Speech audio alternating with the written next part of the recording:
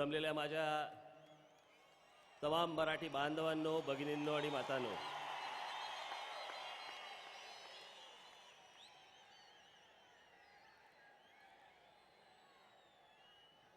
आज निवडणूक महानगरपालिकेची शेवटच्या टप्प्यावर येऊन थांबलेली आहे. उद्या सायंकाळी 5 वाजता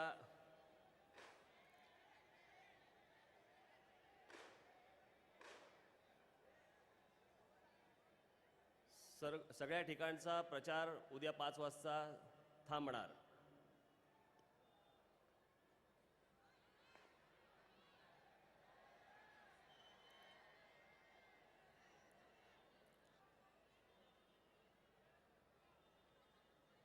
या निवडणुकीला थोडासा प्रचारासाठी अवधी कमी मिळाला आणि तो अवधी कमी मिळाल्यामुळे सभा खूप कमी झाल्या. प्रत्येक शहरामध्ये एकच सभा मला घेता आली. उद्या सकाळी माझा कुलाब्यापासून दादरपर्यंतचा रोड शो सुरू होईल. हे फटाके बंद करायला सांगा रे सगळे.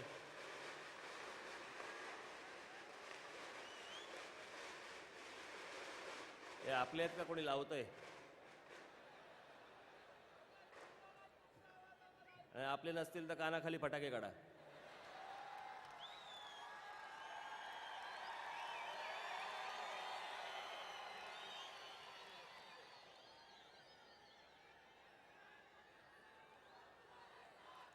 तुमच्या घोषणा आता बंद करा. मी तुमचा उत्साह समजू शकतो.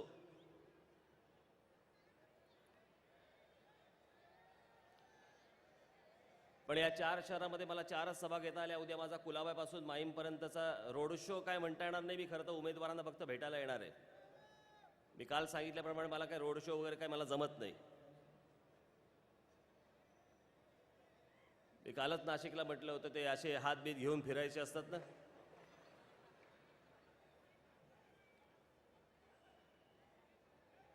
मी म्हटलं काय ते तुमच्याकडनं इथनं आता आवाज बंद पाहिजे. मला मध्ये मध्ये या गोष्टी नको आहेत. आता जे येत आहे ऐकू तेवढं ऐकून घ्या.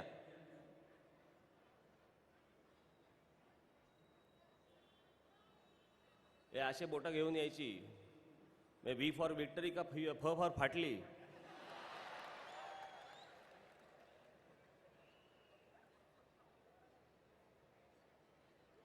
मी आपल्या तिकडे जातो. लोक आपले उमेदवार असतात, उमेदवारांना शुभेच्छा देतो, पुढच्या उमेदवाराकडे जातो. ते काही रोड शो वगैरे मला काही कधी मी याच्या अगोदर पण कधी केले नाहीत. मी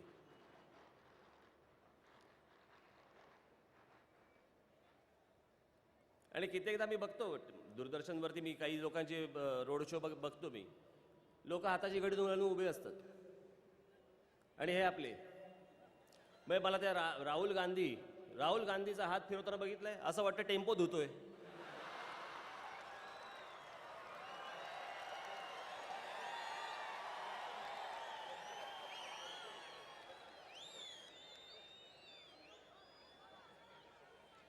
ते काय मला ते झेपत नाही, मला जमत नाही. ते मला कल्पनाही नव्हती. आणि मला आज एकाने सांगितलं, योगायोग बघा कसा.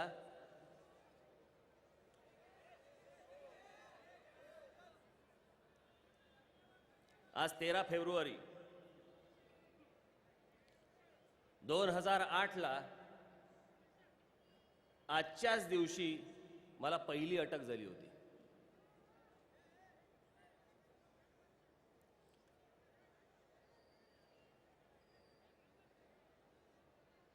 आणि त्यानंतर ते काही जामिनावरती सोडणं बिडणं प्रकार झाले. अटक आणि सुटका.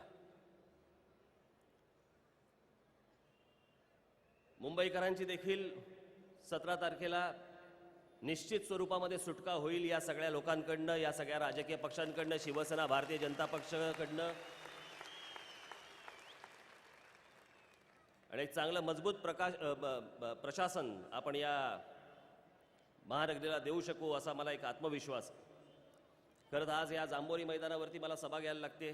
तुम्हाला तर सगळ्या मग येतो तो काय परत विषय मी मांडत नाही. शिवाजी पार्क का नाही मिळालं, काय कसं मिळालं, काय झालं कोर्टाचं वगैरे, तो तुम्ही ऐकलं असेल, पाहिलं असेल, सगळंच झालं असेल.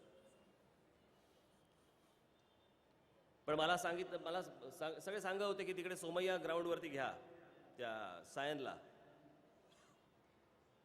आणि मला सतत असं वाटत होतं की बाबा त्या सोमय्या ग्राउंडवरती नको. एक तर तिकडे हाय व्होल्टेज वायर्स आहेत, मोठमोठ्या वायर्स त्या मैदानावरनं जातात बितात. मी म्हटलं आपलेच लोक म्हटलं कुठे उत्साहाच्या भरामध्ये तिकडे त्या टॉवर व्ह्यूवरती चढले, कुठे काय शॉक बसला, काय झालं. कालच बघितलं ना आपण ठाण्याला काय झालं. बिचारे 4 जण दगावले त्या. उद्या जर तिकडे काय सोमय्या ग्राउंडच्या इकडे काही झालं असतं तर. आणि म्हणून म्हटलं आपल्या इथे ते सोमय्या बिमय्या राहू देत बाजूला. आपल्या मराठमोळ्या अशा या वरळीच्या जागेवरती म्हटलं आज आपण आपली जाहीर सभा घेऊया. आणि जे काही विचार मांडायचे ते आपण इथे तुमच्या समोरच मांडू.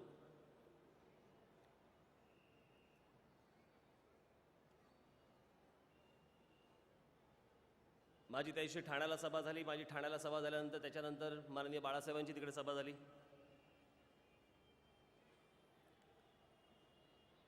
बाळासाहेबांनी सुरुवात करतानाच असं सांगितलं की नकला काय करतोस, मर्दासारखं लढ. मी मर्दासारखाच लढतोय.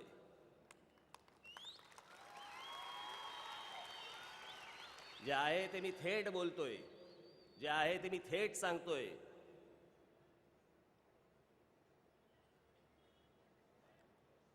माननीय बाळासाहेबांना मला फक्त एवढीच एक गोष्ट सांगायची आहे की बाळासाहेब, आपले जे पदाधिकारी आहेत पक्षाचे, शिवसेनेचे पदाधिकारी, त्यांना आपण सांगा की माझं भाषण चालू असताना, कारण आता ह्या सर्व चॅनल्सवरती, अनेक दूरदर्शन वाहिन्यांवरती माझंच कशाला, सगळ्यांचं भाषण हे लाईव्ह दाखवतात. माननीय बाळासाहेबांचं दाखवतात, माझं दाखवतात, पवार साहेबांचं दाखवतात, इतरांचीही दाखवतात. पण माझं भाषण सुरू झालं की सगळीकडच्या केबल कशा काय बंद होतात.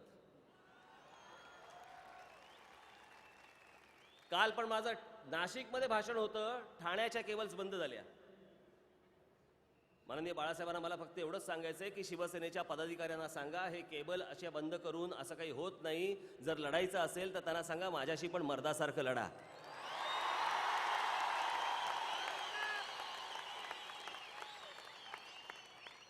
ही कुठची फालतूगिरी, केबल बंद करायचं. त्या दिवशी लोकसत्ता दैनिकामध्ये माझी मुलाखत येणार होती, त्याच्या अगोदर सगळ्या नेत्यांच्या मुलाखती झाल्या.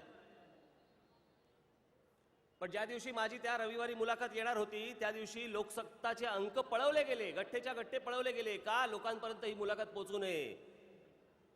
याला काय मर्दपणा म्हणतात? केबल तोडायच्या, वर्तमानपत्राचे गठ्ठे पळवायचे.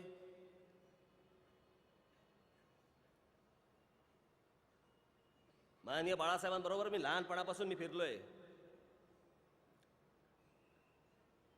हे असले प्रकार कधी शिवसेनेमध्ये मी पाहिले नाहीत. हे आत्ताच सगळ्या गोष्टी सुरू झाल्या.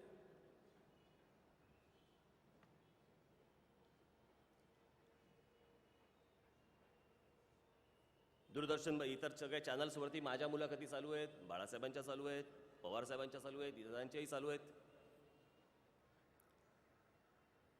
काल त्यांनी एक IBN लोकमतला एक मुलाखत दिली.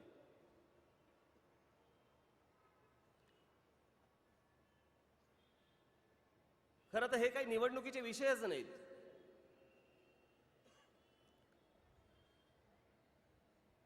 पण त्यांनी जी काही 2-3 गोष्टी सांगितल्या, ह्या गोष्टींचं स्पष्टीकरण मला असं वाटतं मी तुमच्या समोर, मुंबईतल्या जनतेसमोर, महाराष्ट्रातल्या जनतेसमोर मला हे करायचं आहे. मी आजपर्यंत कधी हा विषय काढला नव्हता, जो काल माननीय बाळासाहेबांनी काढला. मला त्याचं स्पष्टीकरण देणं आवश्यक वाटतंय, गरजेचं आहे. म्हणून मी त्या स्पष्टीकरण देऊन मी माझ्या भाषणाला पुढे सुरुवात करणार आहे. काल त्यांनी असं सांगितलं की राज म्हणे माझ्याकडे आला, मी आणि उद्धव बसलो असताना राज माझ्याकडे आला आणि मला सांगितलं मला नाशिक द्या, मला पुणा द्या. याच्या अगोदरची एक गोष्ट तुम्हाला सांगतो. खरं तर या निवडणुकीचा याचा काही संबंधच नाहीये, तरी पण मी स्पष्टीकरण देतोय. 2001 ते 2002, 2002 ते 2003 मी जवळपास राजकारणातनं पूर्णपणे बाजूला झालो होतो, कोणालाही काही न सांगता. मला त्याचा इश्यू पण करायचा नव्हता. 2001 ते 2003 पूर्णपणे मी बाजूला होतो. मी कुठच्याही शिवसेनेच्या कार्यक्रमांना जात नसे, मी बैठकांना जात नसे. म्हटलं हळूहळू हळूहळू आपण एक्झिट घेऊ, कोणालाही म्हणजे त्याचा इश्यू होऊ नये, त्याचा कोणाला कळू नये, याच्यासाठी मी म्हटलं हळूहळू करू. 2004ला माननीय बाळासाहेबांनी मला बोलून घेतलं. 2 वर्षात कधी मला विचारलं नाही, पण 2004ला मला बोलून घेतलं आणि मला विचारलं काय चाललंय तुझं. मी म्हटलं काही नाही,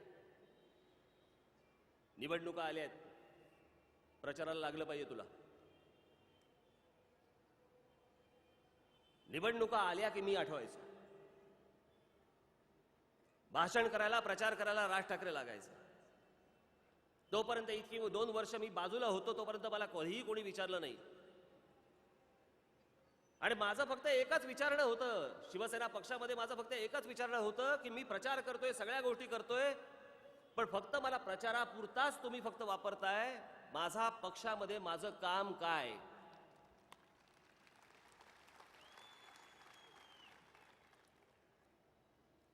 शिवसेनेचा नेता केला होता, पण अधिकार काय? अधिकार शून्य. मी कोणतीही गोष्ट बघायची नाही, मी कुठची गोष्ट बोलायची नाही. इतर लोकांवरती प्रत्येक जिल्ह्याच्या भागाच्या सगळ्या गोष्टींच्या जबाबदाऱ्या, माझ्यावरती जबाबदारी काही नाही. मी फक्त प्रचार करायचा.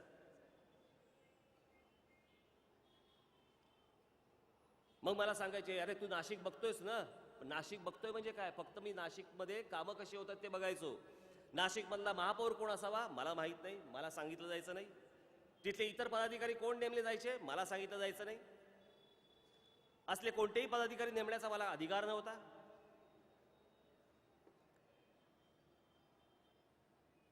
या गोष्टी काल बाळासाहेबांनी सांगितल्यानंतर मला हे सांगणं आवश्यक आहे. मी कुठची कधी मुंबई मागितली?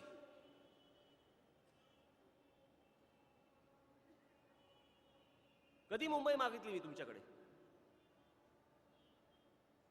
मी तर एवढं सांगितलं शेवटी मला की म्हटलं जिथे शिवसेनेचा प्रभाव नाही,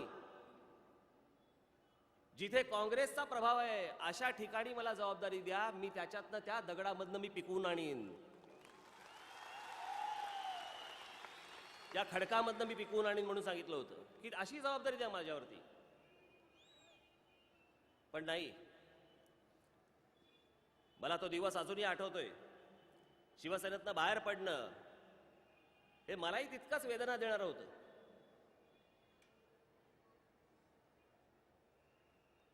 काल बाळासाहेबांनी सांगितलं की मला वेदना होतात. मी काय सुखावलो का?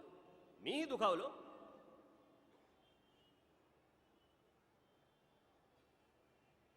पण हे सगळे संबंध बिघडले फक्त फडतूस 4-5 टाळक्यांसाठी.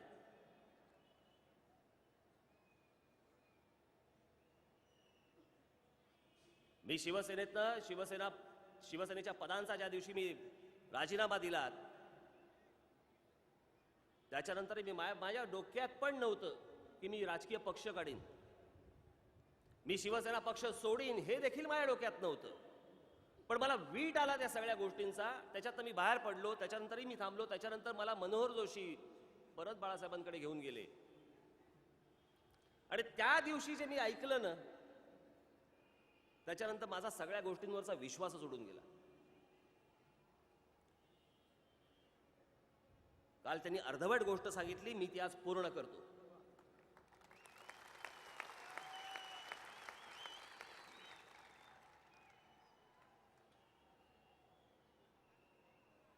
मला बोलले तुला जबाबदारी हवी आहे ना, चल घे जबाबदारी. सिंधुदुर्ग जिल्हा आणि रत्नागिरी जिल्ह्याची जबाबदारी घे. का? कारण त्यावेळेला नारायण राणे बाहेर पडले होते आणि तिकडे नारायण राणेंशी संघर्ष करायला कोणी तयार होत नव्हतं, कोणी जात नव्हतं, म्हणून मला तिकडे पाठवत होते.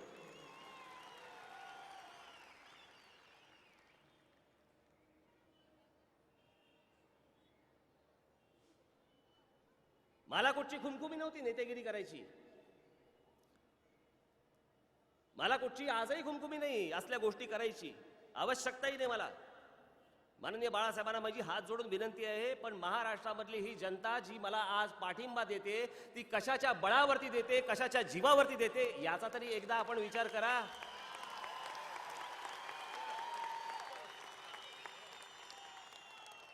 शिवसेनेचे खासदार खाली खाली येत गेले, आकडे खाली खाली येत गेले, आमदारांचे आकडे खाली खाली येत गेले, नगरसेवकांचे आकडे खाली खाली येत गेले माझ्यामुळे.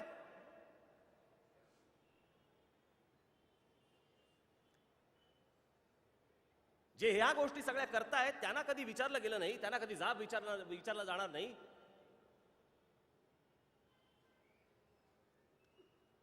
सगळे बाहेर पडताना जर समजा एकच कारण देऊन जर बाहेर पडतायत तर ते कारण काय, त्या कारणाला विचारलं नको का?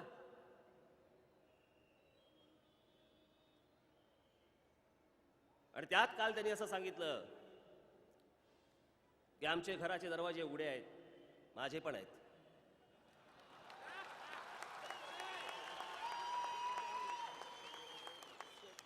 पण याची सुरुवात राजने एक पाऊल पुढे टाकावं. माननीय बाळासाहेबांना मला फक्त एवढंच सांगायचंय, बाळासाहेब तुमच्यासाठी मी 100 पावलं पुढे यायला तयार आहे. पण उद्धव आणि त्याच्याबरोबरच्या नादान लोकांसाठी मी एक पाऊल पुढे टाकणार नाही. उद्या तुम्ही मला घरी बोलवा भेटायला, मी नक्की तुम्हाला भेटायला जरूर येईन. आणि कशासाठी पाऊल पुढे टाकायचं? हा जो संपूर्ण या शहराचा विचका करून टाकलाय त्याच्यासाठी म्हणून पाऊल पुढे टाकायचं?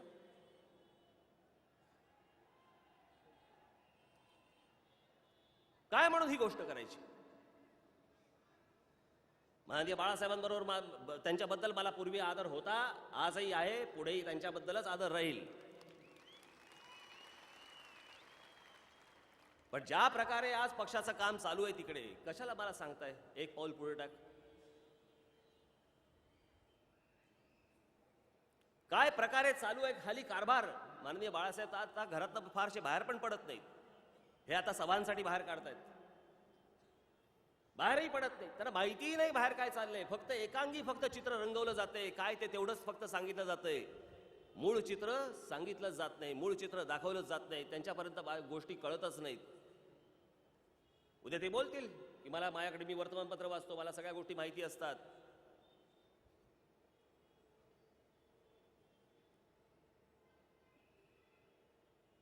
घ्या गेल्या काही वर्षातली आंदोलनं घ्या शिवसेनेची.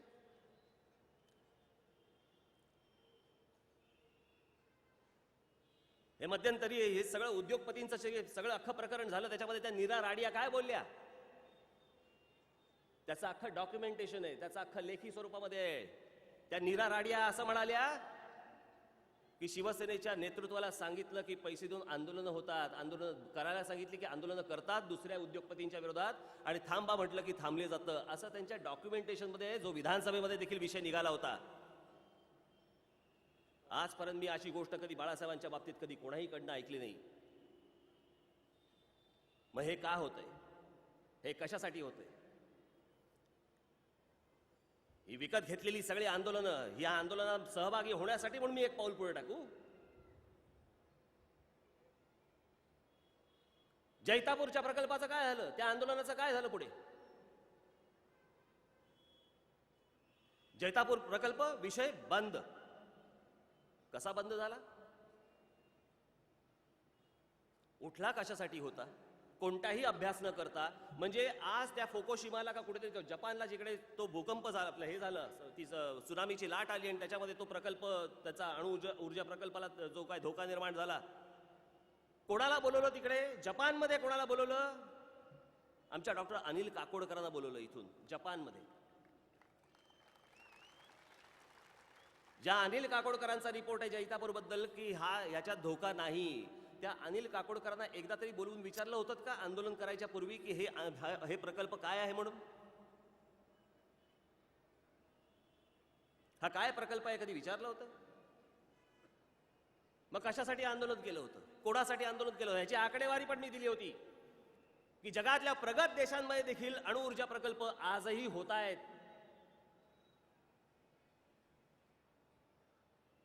नव्याने होत आहेत. मी जेव्हा त्यांना सांगितलं, म्हटलं हे जैतापूरला विरोध होतोय अणुऊर्जा प्रकल्पाला, शिवसेनेची आंदोलन चालू होती तिकडे. एक तर तिथल्या लोकांनी सांगितलं, जैतापूरच्या लोकांनी सांगितलं की तुम्ही मध्ये यायची काही गरज नाहीये, आमचं आंदोलन आम्ही लढू. जैतापूरला सुनामी आली तर तिकडच्या अणुऊर्जा प्रकल्पाला त्रास होईल. मी ज्यावेळेला एकच फक्त वाक्य बोललो होतो, अहो आपल्या मुंबई शहरामध्ये भाभा ऑटॉमिक रिसर्च सेंटर आहे. त्या भाभा ऑटॉमिक रिसर्च सेंटरमध्ये न्यूक्लिअर रिॲक्टर आहे. रिसर्च म्हटला की तिकडे युरेनियम लागतं. उद्या जर समजा मुंबईमध्ये भूकंप झाला, इथे मुंबईमध्ये जर सुनामी आली, आपल्या आतमध्ये मुंबईच्या आतमध्ये तो भाभा ऑटॉमिक रिसर्च सेंटर आहे, मग उद्या तिकडे काही झालं तर आपण कुठे जायचं? गेली 60 वर्ष 50 वर्ष का 60 वर्ष तो प्रकल्प तिकडे. मुंबईतल्या जवळपास 60% 70% लोकांना माहिती पण नाही हा प्रकल्प इकडे काय आहे, तो तिथे आतमध्ये काय चालतं ते. आणि त्याहून कळस कुठचा, तर त्या आंदोलनामध्ये पोलिसांच्या फायरिंगमध्ये एक जण मृत्युमुखी पडला. हे आमचे इथे सगळे टेलिव्हिजन चॅनलचे सगळे लोक आहेत, यांच्याकडे फुटेज आहे, त्याचं त्या गोष्टींचं फुटेज आहे, ते दाखवलं पण होतं त्यावेळेला. ज्या दिवशी पोलीस गोळीबारामध्ये तिथला एक आंदोलक हा ठार मारला गेला, चुकून लागली असेल गोळी, काय झालं असेल काय तेव्हाच कल्पना नाही. पण ज्या दिवशी तो गेला, ज्या दिवशी त्याला गोळी लागली सकाळी, त्या दिवशी संध्याकाळच्या फ्लाईटने उद्धव ठाकरे नागपूरला गेले आणि दुसऱ्या दिवशी सकाळच्या हेलिकॉप्टरने ते कान्हा जंगलामध्ये फोटो काढायला गेले. पण ते हेलिकॉप्टर जैतापूरला नाही वळलं. ते हेलिकॉप्टर जैतापूरला नाही वळलं. तो आंदोलक मेला तरी ते हेलिकॉप्टर तिकडे नाही गेलं, ते जंगलात गेलं फोटो काढायला, जनावरांचे फोटो.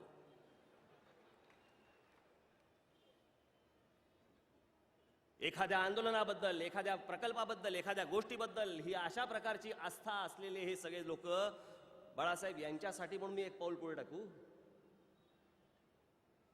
यांच्याबरोबर खांद्याला खांदा लावून मी काम करू? कसं करणार काम?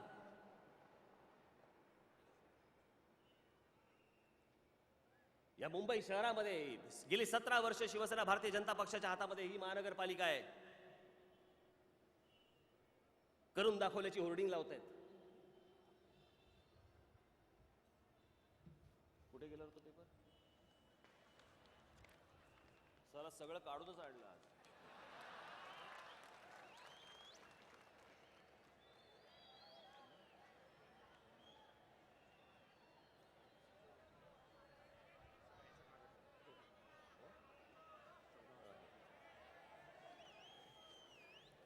फार काय नाही, तुम्ही काय फोटो काढून काय मिळणार नाही.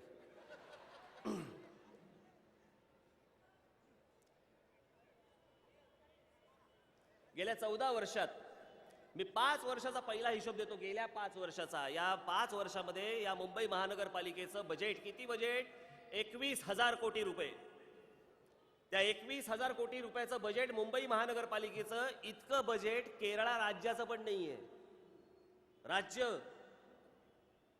21,000 कोटी रुपयाचं बजेट या मुंबई महानगरपालिकेचं, त्यातले 60% पैसे हे आस्थापनेवरती जातात, तिथल्या पगारावरती जातात, इतर गोष्टीवरती जातात. राहतात किती?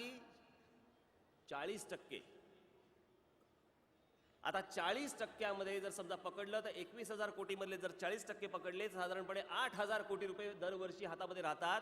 म्हणजे 5 वर्षामध्ये कमीत कमी 40,000 कोटी रुपये हातामध्ये होते. या मुंबई शहरावरती खर्च करायला गेले कुठे? दिसतायत कुठे? आहेत कुठे? 40,000 कोटी. बरं, हे मी तुम्हाला कमीत कमी आकडा सांगतोय. बाकी केंद्र सरकार आणि इतर गोष्टीतनं आलेले पैसे वेगळेच. या शिवाजी पार्कला इथे एक कमान बांधली. कमान महानगरपालिका नाही, स्वामीनारायण टेम्पलवाल्यांनी बांधली.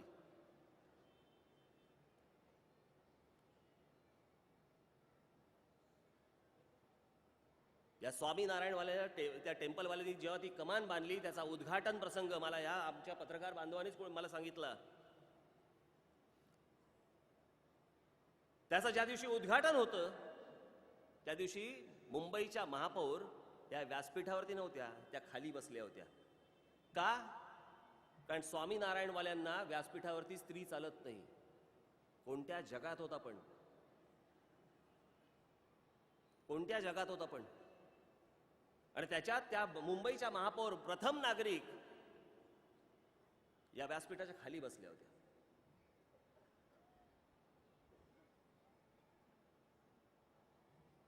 रस्ते, पूल, वाहतूक याच्यावरती आतापर्यंत 5,860 कोटी रुपये खर्च झाला. जे रस्ते दरवर्षी खोदले जातात, ज्या रस्त्यांवरती दरवर्षी खड्डे पडले जातात, ज्या रस्त्यांवरती दरवर्षी पेवर ब्लॉक लावले जातात, ज्या रस्त्यावरचे पेवर ब्लॉक दरवर्षी उखडले जातात, ज्या रस्त्यामधनं आपण सतत जात असतो, ज्याची परत कामं काढली जातात, आणि जगामध्ये मला नाही वाटत कुठच्या देशामध्ये खड्डे बुजवायचं बजेट असू शकतं. मुंबई महानगरपालिकेचं खड्डे बुजवायचं बजेट 60 कोटी रुपये. 60 कोटी रुपये फक्त खड्डे बुजवायचं दरवर्षीचं. याचा अर्थ काय होतो? म्हणजे हे दरवर्षी हे रस्ते बांधणार, त्याच्यात खड्डे पडणार, दरवर्षी 60 कोटी रुपये घालणार, ते खड्डे बुजवणार, नवीन रस्त्याची कंत्राटं काढणार, याच्यातनं ह्यांचे टक्के निघणार, असं दरवर्षी चालू आहे. प्रत्येक वर्षी. मुंबईच्या बागांवरती किती खर्च झाला? बागा 604 कोटी रुपये खर्च. कोणत्या बागा? अजून 400 कोटी रुपये टाकले असते तर डिझनीलँड आला असता.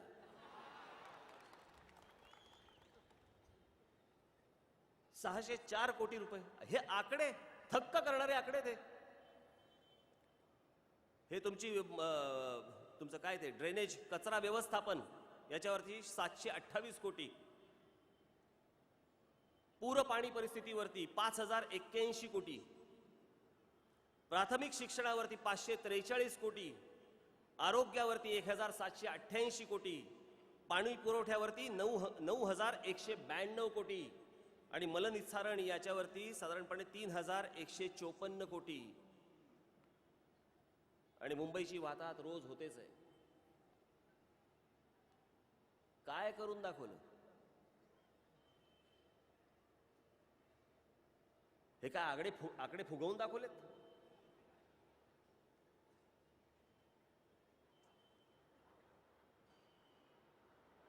ह्या असल्या भ्रष्टाचार आणि असल्या गोष्टी करण्यासाठी, म्हणजे ज्याचा शहराला काही उपयोग नाही, अशा गोष्टी करण्यासाठी माननीय बाळासाहेब, मी याच्यासाठी म्हणून पाऊल पुढे टाकू का?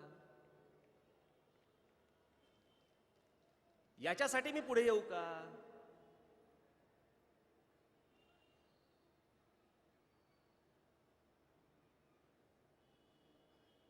काय त्यांच्या जाहीरनाम्यामध्ये सांगतायत?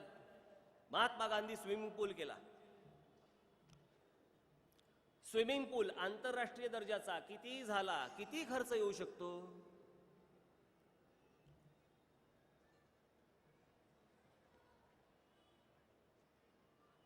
किती खर्च येऊ शकतो? त्याचा अख्खे सगळे इथे माझे पत्रकार बांधव बसलेले आहेत. आपल्याला जर समजा हे पत्र पाहिजे असतील, मी आपल्याला आत्ता द्यायला तयार आहे. आपण ह्याची शहानिशा करावी.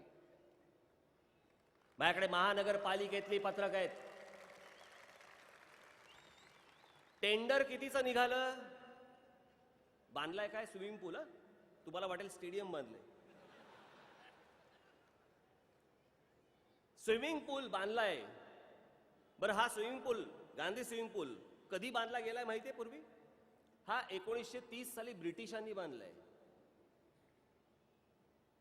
त्याचं नूतनीकरण आणि सगळ्या गोष्टी करून त्याचा टेंडर काढलं गेलं, जे बीजी शिर्के अँड कंपनीला देण्यात आलं. ते पहिलं होतं लोएस्ट म्हणून 42 कोटीचं. याला टेंडर मिळालं, काम मिळालं. काम मिळाल्या वर्षभरात ते झाले पैसे किती? 52 कोटी रुपये. आणि मग त्याच्यामध्ये ह्या गोष्टी सुचल्या. ह्याच्यामध्ये आकडेवारी सकट, म्हणजे तुमच्या तारखांसकट आहे. हे तारखांचं पत्र.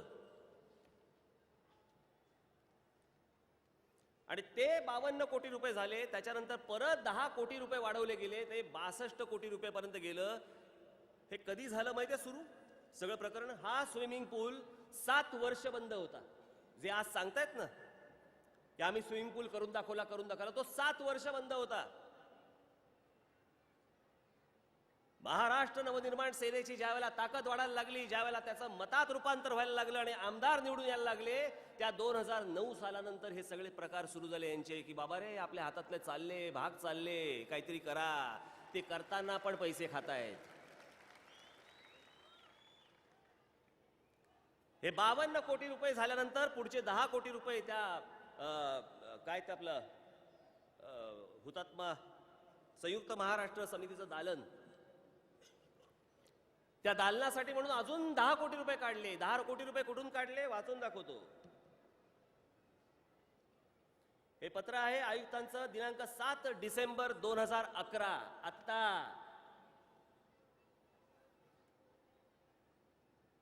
आणि त्याचे पैसे कुठून घेतले गेले? भायखळा मुंबई येथील वीरमाता जिजाबाई भोसले उद्यान प्राणी संग्रहालयाकरिता पायाभूत सुविधा, स्थापत्य, बांधकाम, प्रशासकीय हे दरवर्षीचं परत. प्रत्येक वेळेला त्या जिजामाता उद्यानाचं काहीतरी नवीन बजेट काढायचं, होत काहीच नाही. बांधकाम, प्रशासकीय इमारतीभोवती निसर्गदृष्ट्या भिंतीचे कुंपण, सेवा रस्ता, कार्यकारी रुग्णालय व दूरस्थापन विभागाचा विकास करण्याकरता कामासाठी चालू वर्षाच्या अर्थसंकल्पीय अंदाजात रुपये 50 कोटी इतकी तरतूद उपलब्ध असून सदर तरतुदीचा पूर्णतः विनियोग होणार नाही असं स्वतःच सांगतायत. संचालक प्राणी संग्रहालय यांनी कळवल्याप्रमाणे त्यापैकी 40 कोटी इतक्या रकमेचा विनियोग होऊन अंदाजे 10 कोटीची बचत होणार आहे. 2011-12 मध्ये 2011-12 लेखा संकेतांक काय जो असेल तो अंतर्गत वीरमाता जिजाबाई भोसले उद्यान आणि प्राणी संग्रहालयाच्या विकास कामासाठी करण्यात आलेल्या रुपये 50 कोटी इतक्या तरतुदीतून एकूण रुपये 10 कोटी एवढा निधी संयुक्त महाराष्ट्र दालनासह जलतरण तलावाच्या कामाच्या साठी सोबतच्या परिशिष्ट अ मध्ये तपशीलवार दर्शवल्यानुसार स्थलांतरित करण्यात आले आहे. जिजामाता उद्यानाचा 10 कोटीचा इथे वळवला. स्विमिंग पूल 62 कोटी आणि ते दालन हे सगळं मिळून 62 कोटी रुपये. 150-200 कोटी रुपयामध्ये उत्तम स्टेडियम बनतात 200 कोटीत. आणि त्या दिवशीचा खर्च, ज्या दिवशी उद्घाटन होतं ना त्या दिवशीचा खर्च, ज्या दिवशी उद्घाटन होतं त्या दिवशीचा खर्च, त्या दिवशी एअर कंडिशनसाठी विद्युत कामांसाठी 10,70,000 रुपये त्या दिवशी, फक्त त्या एका दिवशी उद्घाटनाच्या दिवशी.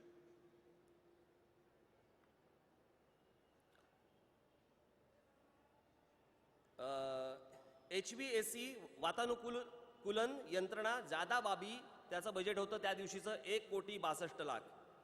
विद्युत कामे जादा बाबी 2,24,00,000. अग्निशमन सूचना घंटा 15,00,000. अग्निशमन यंत्रणा जादा बाबी 86,00,000. CCTV त्या दिवशी लावलेले त्याचा बजेट आहे 10,08,000. पब्लिक ऍड्रेस सिस्टीम जादा बाबी त्याचा 4,00,000. हे एकूण मिळून सगळे वरचे वरपासून आहेत ते. त्याच्यानंतर संयुक्त महाराष्ट्र दालनाकरिता अतिरिक्त कला कामे जी बाहेरची कलाकुसर आणि सगळ्या गोष्टी केल्यात ना त्यातले मंजूर किती मंजूर 3,13,00,000. हे बाहेरून सगळे पैसे आणायचे, उठवायचे, घ्यायचे, या सगळ्या गोष्टी करत करत करत करत हे अशा प्रकारचा कारभार चाललाय. आणि अशा प्रकारच्या कारभारामध्ये मी हातभार लावावा अशी माननीय बाळासाहेबांची इच्छा आहे का? त्याच्यासाठी मी पाऊल पुढे टाकू. मिठी नदीचा बोजवारा उडालेला आहे, रस्त्यांची कामं निघालेली आहेत,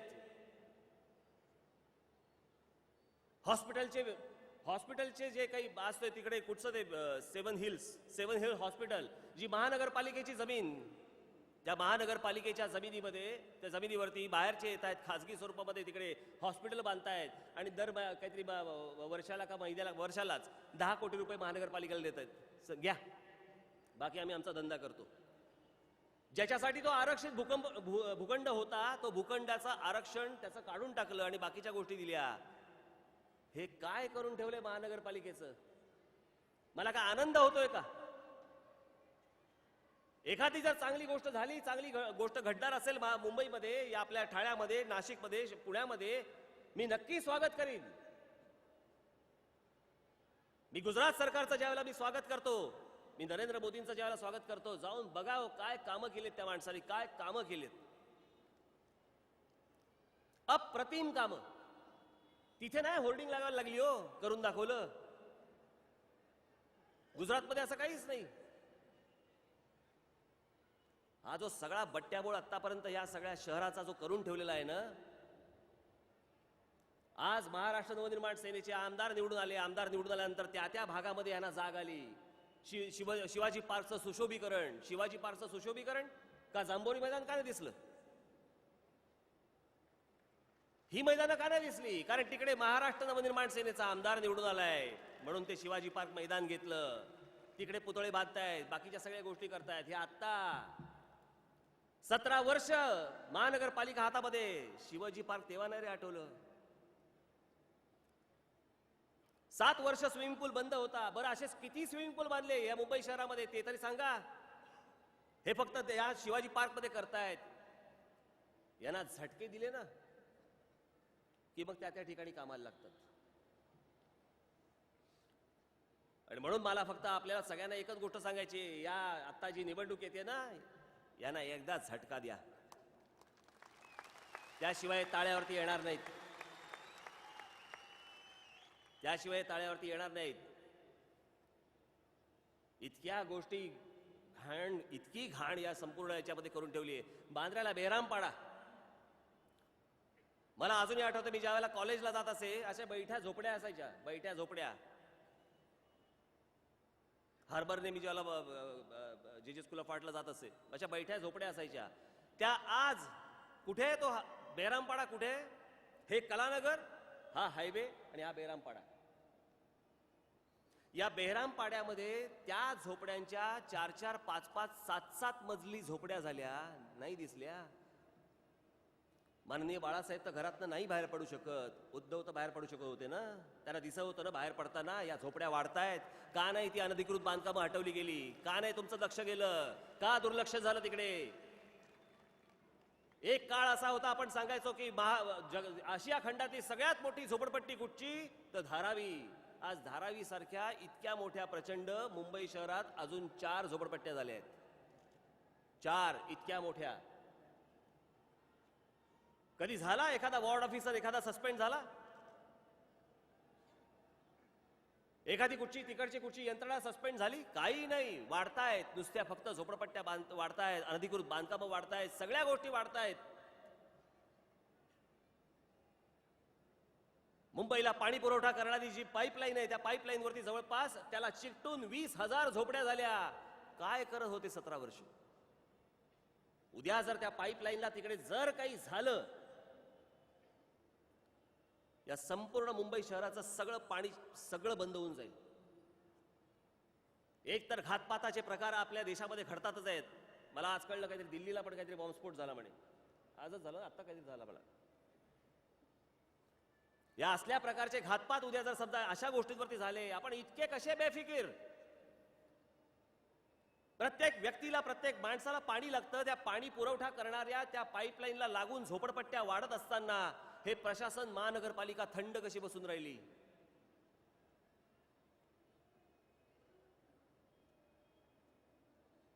इतकं विदारक चित्र या संपूर्ण मुंबई शहरामध्ये आहे. आणि हे सांगतायत की आम्ही काहीतरी काय आयलंड बनवता.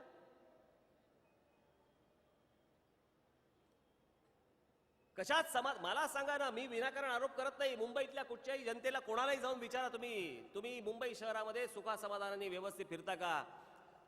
तुमच्या लहान मुलांना संध्याकाळी घेऊन जायला किती बागा आहेत अशा? तुमच्या हॉस्पिटलमध्ये, महानगरपालिकांच्या हॉस्पिटलमध्ये जाऊन बघा. जाणारा आजारी आहे का येणारा आजारी आहे तेच कळत नाही.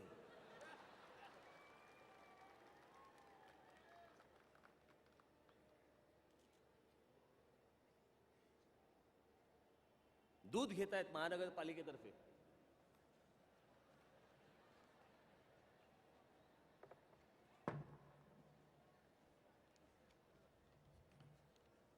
त्याच्याच खाली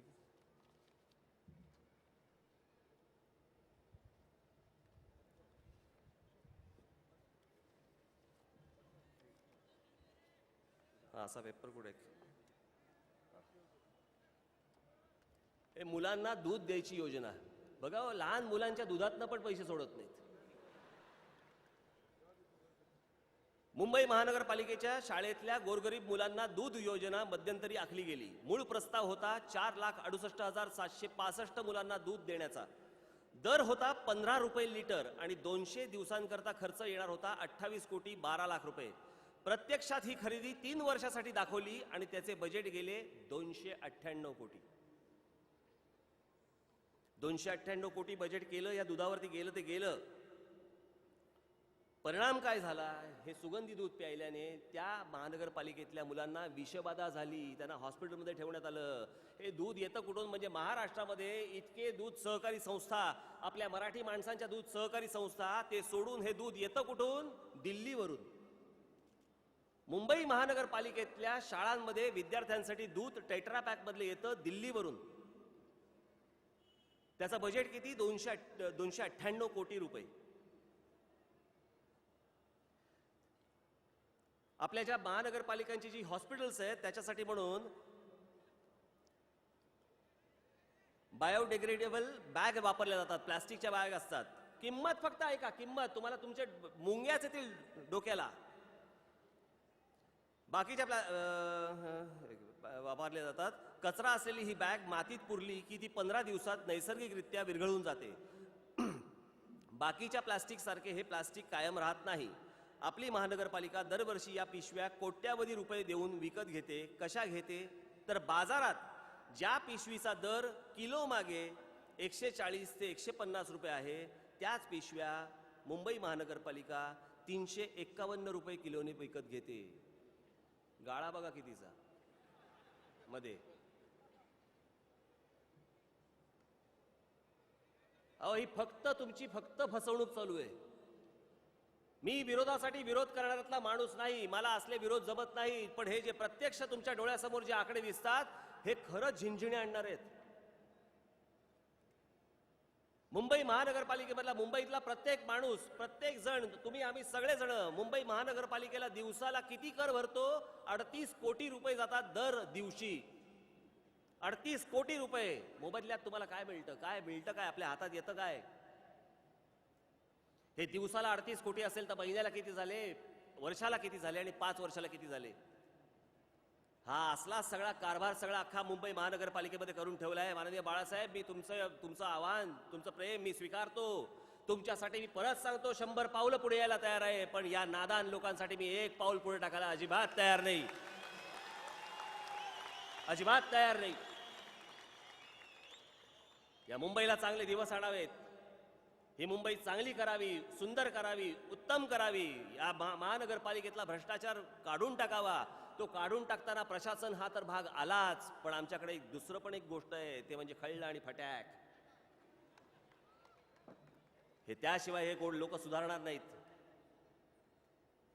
भीतीच नाही, जरबच नाही, अधिकाऱ्यांना काही वाटतच नाही. नुसते आपले पैसे फेकले यांच्या समोर की हे वाटेल त्या गोष्टी सँक्शन करायच्या आणि पुढे ढकलून द्यायच्या. याच्यावरती यांचे सगळे इमले उभे राहतात. या सगळ्या गोष्टी सुरू असतात आणि फक्त आम्ही उघड्या डोळ्यांनी, बंद तोंडाने या गोष्टी फक्त बघत बसायच्या. एवढ्या फक्त गोष्टी आम्ही बघत बसायच्या. मुंबई महानगरपालिकेमध्ये एक गोष्ट केली होती. डॉक्टर बाबासाहेब आंबेडकरांच्या नावाने गृह योजना, जे आपले कचरा उचलणारे जे सगळे लोक असतात त्यांच्यासाठी घर बांधणीची एक योजना आखली गेली होती, काही कोटी रुपयांची. एक घर झालेलं नाही. प्रत्येक वेळेला जाहीरनामे छापायचे, दर 5 वर्षांनी परत तेच छापायचे. आजपर्यंत शिवसेना, भारतीय जनता पक्ष काँग्रेसला शिव्या देत होते की हे दर 5 वर्षांनी तेच छापतात. दुर्दैवाने बोलायला लागते, आता हे पण दर 5 वर्षांनी तेच छापतात. ही येणारी संधी बाबांनो, माझी आपल्याला तर विनंतीच आहे, परंतु मुंबईमधल्या जनतेला माझी खास करून विनंती आहे, हे क्षण सतत वारंवार येत नाहीत. मी माझ्या पहिल्या सभेमध्ये सांगितलं होतं की सचिन तेंडुलकरची सेंचुरी जर हुकली, त्याला जर करता नाही आली तर 15 दिवसांनी दुसरी मॅच आहे. एखाद्या हिरोचा चित्रपट पडला तर पडल्यानंतर 6 महिन्यांनी दुसरा चित्रपट तो सुरू करू शकतो. पण ह्या असल्या निवडणुकांची संधी जर समजा हुकली तर 5 वर्ष बोंब मारण्याच्या पलीकडे आपल्या हातामध्ये काही राहत नाही. फक्त कपाळावरती हात मारून घ्यायचा की आमचं चुकलं, आम्ही घात केला. आणि म्हणून या येत्या 16 तारखेला ही संधी तुम्ही गमावू नका. कुठेही बेसावध राहू नका. कोणी येतील आणि काही सांगतील, कुठच्या गोष्टींवरती विश्वास ठेवू नका. बाबांनो, हे मी तुमच्या समोर जे मांडलेले आता जे आकडे आहेत ना, हे फक्त मी 1% मांडले आहेत. असे 99% मांडायचे, त्याच्यासाठी आज वेळ पुरा नाही. पण या सगळ्या गोष्टींमध्ये सुधारणा करून या मुंबईतल्या प्रत्येक नागरिकाला, मी मुंबई शहरात राहतो याचा एक आनंद मिळेल असं काम माझ्या हातून निश्चित घडेल, एवढा आपण विश्वास ठेवावा. गेल्या 50 वर्षाचा बॅकलॉग मी 5 वर्षात भरून काढीन, असा काही चमत्कार नव्हे. परंतु एक निश्चित सांगतो, तुम्हाला नक्की विश्वास बसेल की जेव्हा हातामध्ये माझ्या ही सत्ता द्याल तेव्हा नक्की तुम्हाला विश्वास बसेल की राज ठाकरे कसा कामाला लागलेला आहे, तो कसा लागतोय ते बघा. या कामाची झलक सुरुवात ही तुम्हाला निश्चित पुढच्या 5 वर्षामध्ये बघायला मिळेल. हा विश्वास तुमचा माझ्यावरती आपण टाकावा. येणाऱ्या 16 तारखेला महाराष्ट्र नवनिर्माण सेनेच्या रेल्वे इंजिन या निशाणीवरती आपण शिक्कामोर्तब करावा आणि महाराष्ट्रात नवनिर्माण सेनेच्या माझ्या प्रत्येक उमेदवारांना आपण प्रचंड प्रचंड प्रचंड मताने आपण विजयी करावं अशी एक अपेक्षा बाळगतो आणि आपली सर्वांची मी तुर्त रजा घेतो. जय हिंद, जय महाराष्ट्र. धन्यवाद राजसाहेब. एक मिनिट, अजून एक जरा गोष्ट दाखवायची होती आपल्याला. जे मुंबई इथे शिवाजी पार्कला जे संयुक्त महाराष्ट्राचं दालन टाकलेलं आहे, दालन केलेलं आहे, ते दालन मी तुम्हाला दाखवतो. हे बृहन्मुंबई महानगरपालिका संयुक्त महाराष्ट्र स्मृती दालन आणि त्याच्याकडे खाली कॅन्टीन आहे. त्या कॅन्टीनचं नाव आहे शिमला कॅन्टीन. तिथे शिववडा नाही टाकता आला, वडापाव. इथे शिमला कॅन्टीन चालतं. हा यांचा कारभार. हे तुम्हाला पुरावा म्हणून फक्त तुम्हाला दाखवायला आणलं. बाकी आपण सगळेजण हे सुज्ञ आहात. आपण योग्य विचार कराल आणि रेल्वे इंजिन या निशाणीवरती आपण बटन दाबून महाराष्ट्र नवनिर्माण सेनेच्या सर्व उमेदवारांना आपण निवडून आणाल अशी मी अपेक्षा बाळगतो. आणि पुन्हा एकदा आपल्याला परत दुसरी गोष्ट, महिलांना जाण्यासाठी म्हणून पहिल्यांदा आपण जागा करून द्यावी. सगळ्यांनी पहिल्यांदा महिलांना जाण्यासाठी जागा करून द्यावी. आपण जिकडनं आलेला असाल तिकडे नीट व्यवस्थित सुखरूप आपण व्यवस्थित जावं. उद्या 5 वाजेपर्यंत प्रचार आहे. नीट शांततेमध्ये हा सगळा प्रचार पूर्ण करावा ही विनंती करतो आणि आपणा सर्वांची मी रजा घेतो. जय हिंद, जय महाराष्ट्र. महाराष्ट्र नवनिर्माण सेनेच्या सर्व उमेदवारांना हार्दिक शुभेच्छा. आणि आजचा हा मेळावा राष्ट्रगीतानंतर संपेल असं मी जाहीर करतो. जनगण मन अधिनायक जय हे भारत भाग्य विधाता. पंजाब सिंध गुजरात मराठा द्राविड उत्कल वंग. विंध्य हिमाचल यमुना गंगा उच्छल जलधि तरंग. तव शुभ नामे जागे, तव शुभाशिष मागे. गाहे तव जय गाथा. जनगण मंगलदायक जय हे भारत भाग्य विधाता. जय हे, जय हे, जय हे, जय